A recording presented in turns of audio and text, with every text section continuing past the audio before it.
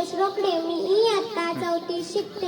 आदरणीय व्यासपीठावरील उपस्थित सर्व प्रमुख पाहुणे, वंदनीय गुरुजन वर्ग आणि माझ्या देशवासीय मित्रमैत्रिणींनो, आज 15 ऑगस्ट म्हणजे स्वातंत्र्य दिन. भारतीयांसाठी सोनेरी क्षण असणारा हा आजचा दिवस. हा दिवस आपण राष्ट्रीय सण म्हणून साजरा केला जातो. 15 ऑगस्ट 1947 ला भारत देश इंग्रजांच्या गुलामगिरीतून मुक्त झाला.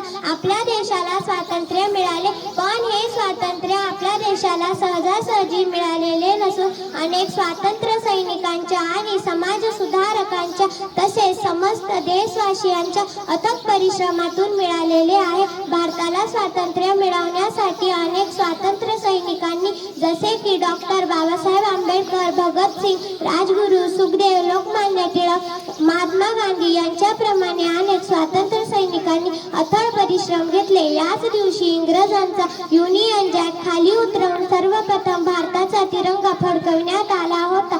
स्वातंत्र्याचे प्रतीक म्हणून आणि स्वातंत्र्य सैनिकांच्या बलिदानाला आठवणी ठेवून दरवर्षी 15 ऑगस्ट रोजी संपूर्ण देशावर तिरंगा फडकवला जातो. म्हणून आपण सर्वांनी त्यांच्या बलिदानाची आठवण आपल्या स्मरणात ठेवली पाहिजे.